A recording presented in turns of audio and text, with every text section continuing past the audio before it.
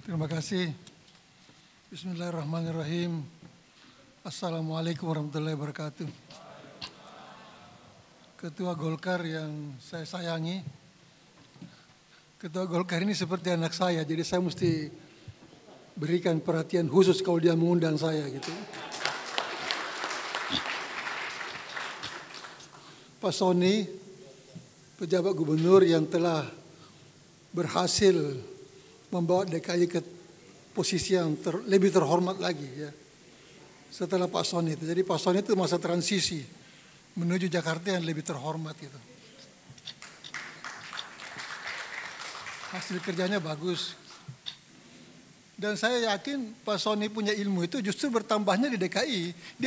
Dia belum sehebat ini sebelum dia jadi gubernur DKI. Ya, biasa-biasa aja dulu. Jadi dia menimba ilmu banyak di DKI ini. Ya. Sebenarnya kalau mau fair ya, siapapun pejabat DKI nanti ini harus berkonsultasi dengan Pak Sony. Dia punya pengalaman soalnya. Dan alhamdulillah tidak ada kontroversi kan. Dia tidak menimbulkan konflik, dia tidak terlibat dalam satu kasus yang bisa membuat orang menganggap dia tidak berhasil gitu loh. Artinya dia adalah seorang yang berhasil dalam memimpin Jakarta walaupun waktunya sangat singkat. Tapi itu adalah masa yang paling krusial dalam sejarah Jakarta menurut saya. Ya. Pak Jo sebagai ahli pemerintahan sudah menyampaikan semua. Dan saya kaget-kaget dengan semua presentasi Pak Jo itu. Karena seperti mau bikin undang-undang baru gitu. Persyaratan ini. Pak Presiden belum tentu perhatikan yang begitu itu. Jadi kita menyesuaikan aja. Nah, makanya hari ini saya tidak bicara mengenai kriteria, mengenai apa itu, bagaimana proses yang idealnya. Karena semua itu kan tergantung Presiden pada akhirnya. Ya, pada akhirnya ini adalah Presiden. Tadi Pak Sony sudah bilang, siapa yang paling dipercaya? Ya sebenarnya sih secara objektif semua harus dipercaya tiga orang ini. Tiga orang ini pilihan yang terbaik kalau menurut saya. DKI ini berhasil menampilkan tiga figur yang kalau saya jadi presiden, saya tutup mata tunjuk salah satunya aja sudah beres. Enggak usah dibanding-bandingkan. Karena tiga-tiganya punya kelebihan dan bukti-bukti prestasi kerja. Ya, jadi cuma memang kalau Pak Jo ini punya ide-ide yang barangkali perlu saya beri komentar sedikit. Ya, karena Pak Jo ini sukanya itu memberi masukan yang agak rada-rada sulit dikerjakan itu. Misalnya perlu wakil. Itu tidak pernah kejadian sepanjang sejarah itu. Sudah gubernurnya penjabat, wakilnya juga penjabat itu. Ya, jadi ini saya nggak tahu inspirasi sejak kapan Pak Jo dapat inspirasi ini. Ya, yang masuk akal itu kan maksimalkan sekda. Jangan dua-duanya sementara gitu. Terlalu ramai nanti kesementaraan itu.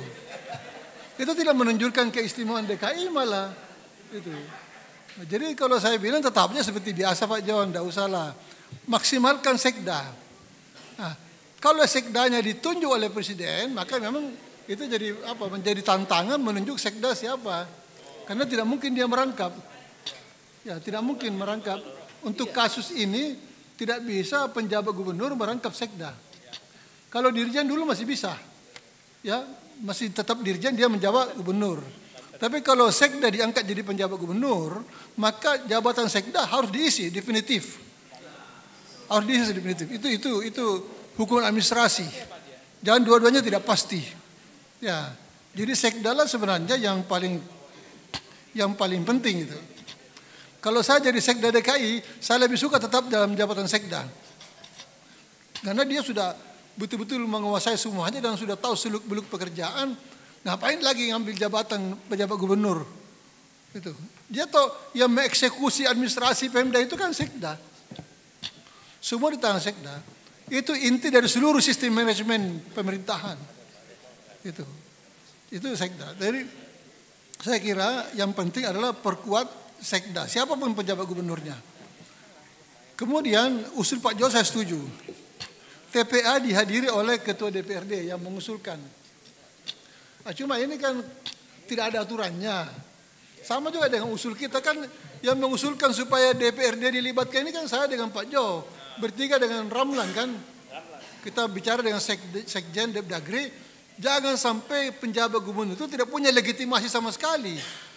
Dia punya harus ada pengakuan DPRD dengan usul DPRD, dan itu akan menenteramkan Mendagri dan bebaskan Mendagri dari semua kemungkinan dicurigai memilih penjabat secara sepihak gitu loh.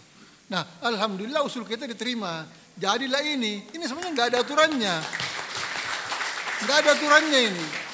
Ini usul diam-diam kami bertiga mengundang sekjen bicara dari hati ke hati.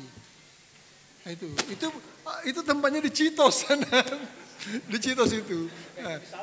Dan kebetulan sekjen bisa meyakinkan Mendagri, sehingga terjadilah sesudah 5 orang atau berapa orang sebelumnya itu tanpa konsultasi, setelah itu sudah konsultasi dan minta DPRD. Ini satu progres yang patut kita hargai gitu ya.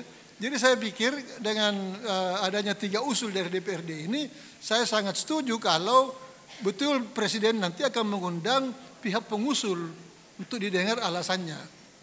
Ya, karena pasti bisa dia menjelaskan. Ya, karena 3-tiganya sama kemampuannya. Cuma kalau kedekatannya dengan Presiden, pastilah Pak Heru kan. Dia tiap hari ketemu, boleh dikata begitu, satu atap. Ya, tapi apakah sekedar pengenalan? Kan ada faktor lain yang harus diperhitungkan gitu. Soal keberhasilan penjabat dalam mengemban tugasnya. Ini, ya. Dan kalau saya jadi presiden, saya kan hati-hati.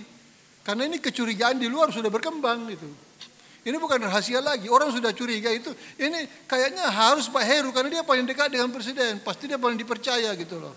Nah, tambah-tambahin lagi bumbu-bumbui lagi toh. Mungkin dia punya misi khusus dari presiden. Ini namanya masyarakat politik Indonesia ini kan agak cerewet Pak. Ya, tidak bisa Anda cegah mereka berspekulasi kan. Nah, jadi kalau ini saya kira pertama dari segi kompetensi 3-tiganya mampu.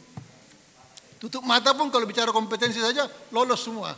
Tutup mata pilih. Sama dengan dulu waktu saya usulkan 3 solusi untuk IPDN itu, ya dalam sidang kabinet, Pak SBY tanya saya, Pak Rias, mana dari tiga opsi ini yang kamu pilih yang terbaik? Saya bilang, Pak ini 3-tiganya bagus. Bapak tutup mata aja pilih salah satunya. Presiden tidak mau. Tetap tunggu saya. Saya juga tidak mau. Karena saya pikir biarnya presiden yang mikir. Ngapain saya yang mikir? Saya kan digaji untuk ini. Nah, biar aja dia mikir. Apa yang terjadi? Presiden pilih 3-tiganya. 3 opsi dipilih oleh presiden. Gitu loh. 3 opsi dipilih oleh presiden. Jadi saya kasih waktu saya kasih kuliah umum di Unhas, saya ditanya bagaimana ceritanya kok presiden memilih 3-tiganya itu opsi itu. Saya bilang begini, presiden ini ibarat satu orang mahasiswa KKN ke satu desa. Kepala desa punya 3 anak gadis.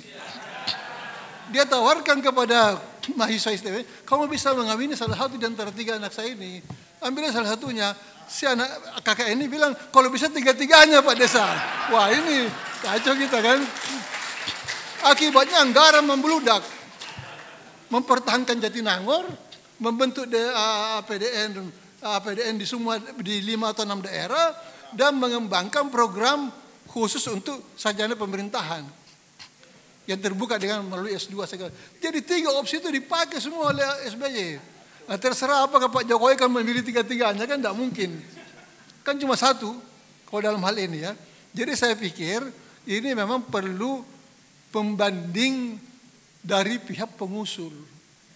Karena kalau hanya Mendagri kan saya pernah jadi menteri. Mendagri itu tidak mungkin membantah presiden. Yang bisa memberi masukan berbeda kepada presiden itu adalah pihak pengguna. Maka usul Pak Jo ini menurut saya sangat penting. Cuma ini kan usulnya harus sampai ke telinga presiden ini. Jangan cuma di forum ini gitu. Supaya ketua DPRD diikutkan. Sama juga dulu. Dulu kan saya ketika jadi Mempan itu anggota TPA. Jadi kalau menteri mengusulkan calon eselon 1, kita bahas di TPA itu, menteri yang bersangkutan hadir. Supaya dia memberi alasan dari 3 nama yang kau usulkan ini, coba kita bahas 3-tiganya ini, mana yang terbaik. Itu objektif. Objektif kalau begitu. Kalau diam-diam saja ya, kecurigaan itu di luar. akan berkembang gitu loh. Nah kita ini sudah terlalu banyak kecurigaan, jangan ditambah-tambah lagi. Capek kita, sudah capek kita. Gini. Komunikasi politik kita ini sudah terlalu rancu, ya terlalu ramai. Jadi saya kira ahli komunikasi siapapun yang datang ke Indonesia ini bingung Pak. Komunikasi tanpa pola soalnya, tanpa pola, ya campur aduk segala macam, ya. Jadi saya sebagai ahli politik saya merasa percuma saya sekolah ke Amerika dulu. Enggak laku saya punya ilmu Pak. Saya tidak bisa membaca politik Indonesia sekarang. Tidak punya standar soalnya. Tidak punya standar untuk analisis itu. Semua di luar teori. Itu. Jadi menyesal juga saya buang waktu 4 tahun di Amerika itu. Enggak berlaku saya punya ilmu. Di sini yang berlaku ilmu pedukunan. Ilmu pedukunan itu yang luar biasa itu. Dan itu serius sekali Pak. Serius sekali. Sekarang lihat aja di YouTube itu. Itu suara dukun-dukun sudah bicara pilpres itu. Udah pilpres itu. Nah, jadi saya pikir apa yang diusulkan oleh Pak Jo itu perlu dipertegas oleh pihak DKI untuk melobi presiden supaya ketua DPRD diikutkan. Nanti juga kalau ada apa-apa di belakang dia ikut bertanggung jawab. Ya. Karena menurut saya perjalanan ini, karena ini baru pertama kali ada pejabat gubernur lebih dari 6 bulan ya. Ini baru pertama kali. Maka DPRD harus mengawal ketat penyelenggaraan pemerintahan ini. Harus, tidak bisa diam-diam dia. Dia harus mengawal supaya jangan terjadi masalah yang tidak diinginkan dia. Yang membuat kita nanti repot di belakang hari. Jadi memang sebenarnya kalau harus ada wakil pun, maka ketua DPRD jangan berangkat wakil gitu loh. Sehingga tidak sementara, dia permanen di sini mengawal penyelenggaraan pemerintahan ini yang dikelola oleh Sekda dan dipimpin oleh penjabat gubernur. Jadi kalau ketua DPRD dengan Sekda itu kompak, insya Allah aman DKI ini. Siapapun yang menjadi penjabat gubernurnya, kalau dua ini kompak, ya DPRD dengan Sekda, ya terutama dalam hal penganggaran itu, karena itu yang paling sensitif. Ya, sebenarnya legitimasi diperlukan itu karena ada pelibatan soal anggaran. Ya, kalau lain-lain aja soal mutasi itu ya masih bisa lah dimengerti. Tapi kalau menyangkut anggaran tanpa legitimasi itu sulit sekali. Maka itu pelibatan DPRD dalam penunjukan ini menjadi sesuatu yang penting dan kita bersyukur bahwa itu sudah bisa direalisasikan gitu ya. Nah, menurut saya lobby sudah tidak ada lagi. Enggak perlu lagi lobby politik ini. Semua sudah sampai ke tangan presiden. Sisa presiden aja yang memerlukan pertimbangan kanan kiri kan. Saya kira secara prosedur pertimbangan yang paling didengar adalah Menteri Dalam Negeri. Ya. Menteri Dalam Negeri. Kalau dulu kan tanya juga Menhan, tanya juga yang lain-lain, tapi kalau sekarang nggak perlu, cukup Mendagri saja. Supaya Mendagri jangan kesepian, ya ketua DPRD ikutlah. Nah, jadi mereka di situlah bertiga itu. Ya, kalau dulu sih TPA termasuk wakil presiden, termasuk Menpan. Tapi kalau itu kan menyangkut PNS, jabatan karir, sehingga Menpan ikut. Ini kan bukan jabatan karir. Jadi mengikutkan Menpan atau tidak menjadi hal yang prinsip gitu loh. Iya, tapi jabatannya bukan soal sumber, soal jabatan yang akan diemban itu jabatan politik, sehingga tidak terlalu relevan melibatkan Menpan. Kalau mau sih bisa saja, tidak dilarang. Lain dengan ini yang dibicarakan kan bukan latar belakangnya, tapi orientasi jabatan. Makanya Menpan terlibat. Saya kan mantan Menpan gitu. Nah, jadi Menpan itu hanya bicara soal penempatan jabatan administrasi. Tidak bisa dia ikut bicara soal jabatan politik gitu. Itu kewenangannya Mendagri ya. Ya. Itu kalau PPATK dengan BIN itu hanya informasi saja ya. Memang selama ini BIN itu ikut. Dulu namanya Bakin itu ikut memang. Tapi itu hanya informasi apakah orang ini aman. Ada catatannya atau tidak. Saya nggak tahu kalau sekarang ya. Kalau dulu semua orang-orang penting itu ada rekaman teleponnya di BIN. Iya, Bahkan dulu di Bais pun ada rekaman telepon. Saya dulu kan suka menemani Pak Wiranto itu. Saya suka menerima itu kepala BIN dengan kepala Bais lapor Pak Wiranto pagi-pagi itu Pak Wiranto menerima laporan dari dua ini. Zaman dulu dia Panglima TNI itu. Saya dampingi kadang-kadang ya. Itu yang saya dengar adalah laporan rekaman teleponnya orang-orang ini. Ada semua Pak. Dan ada transkripsinya. Termasuk Nurholis Majid apa segala itu. Itu ada semua rekamannya. Jadi kita-kita ini mungkin saja bapak-bapak ini juga ada rekaman.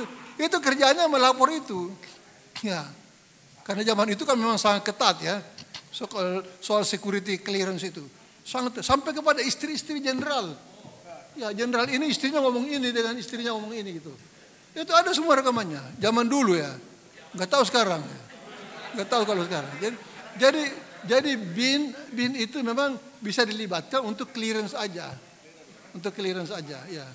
Jadi saya kira sekarang Ketua Golkar tinggal berdoa saja. Ya. Siapa yang Anda harapkan itu? Ya. Tapi kita percaya bahwa insya Allah DKI akan diselamatkan oleh penjabat siapapun yang ditunjuk nanti. Insya Allah. Ya. Karena DKI ini sudah berjalan di jalan yang benar gitu. Jadi tidak akan ada iblis-iblis, saya kira agak menjauh sedikit gitu. Ya, dia pindah tempat. Itu.